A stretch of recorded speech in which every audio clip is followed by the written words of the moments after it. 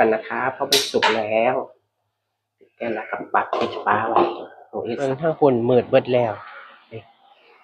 มืดตึบเลยพี่น้องเอ้ยนี่ตั้งนี่บรรยากาศยามมื้อคืนก็เงียบเงียบสวัสดีครับพี่น้องมื้อนี้ข้อยเลิกงานเที่ยงคืนงานหลายช่วงนี้พี่น้อง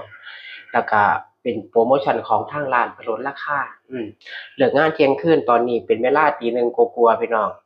ดึกปานใดก็ต้องมาเฮ็ดกับข้าวไว้มื้ออื่นเช้าเพราะว่าน่าสิอ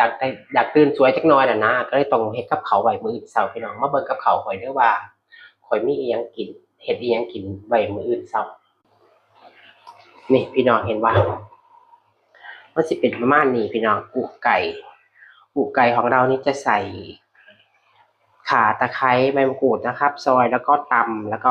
หัวหอมกระเทียมพี่น้องหัวหอมกระเทียมตำให้ไม่ต้องละเอียดมากนะครับพอเหลกพี่น้องแต่ว่าบ่ละเอียด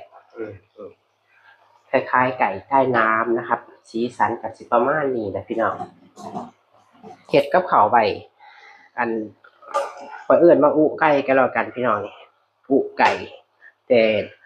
เครื่องปรุงต่างๆที่ทำเหมือนไก่ใต้น้ำนะครับนี่ข้อยก็เลยเฮ็ดกับข้าวไว้กินมื้ออื่นเช้าพี่น้องจากตื่นสายๆจักหน่อยน่ะนะเลิกงานดึกพี่น้องเอ้ยมื้อนี้เลิกงานก็เที่ยงคืนกว่านิดๆแล้วโพรโมชันด้วยที่ร้านลดราคา 50%ก็เลยมาเฮ็ดกับข้าวไว้พี่น้องเฮ็ดไว้กินมื้ออื่นเช้าแหละพี่น้องมื้ออื่นเช้าเฮ็ดไปนี่ตอนนี้ก็สิฮอดเวลาปิดแล้วนะปิดอันนี้ก็ปิดแก๊สกันนะครับเพราะมันสุกแล้วปิดแก๊สแล้วก็ปัดปิดฝาไว้มื้ออื่นเช้าก็สิได้กินกันดึกคักดึกแน่พี่น้องตีหนึ่งกว่าแล้วก็ต้องเฮ็ดกับข้าวไว้คันบ่เฮ็ดก็สิบ่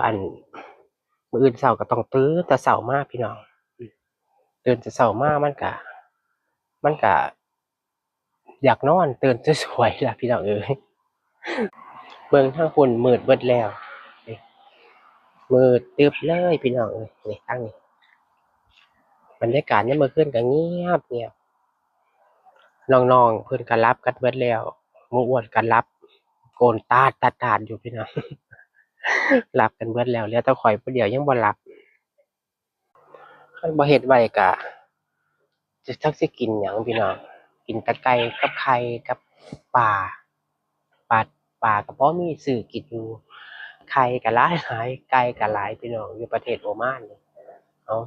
จั่งใดก็ฝากเป็นกำลังใจให้ตัวข้อยหน่อยเด้อพี่น้องเอ้ยกดไลก์กดแชร์ช่วยข้อยหน่อยเด้อขอบพระคุณหลายๆครับ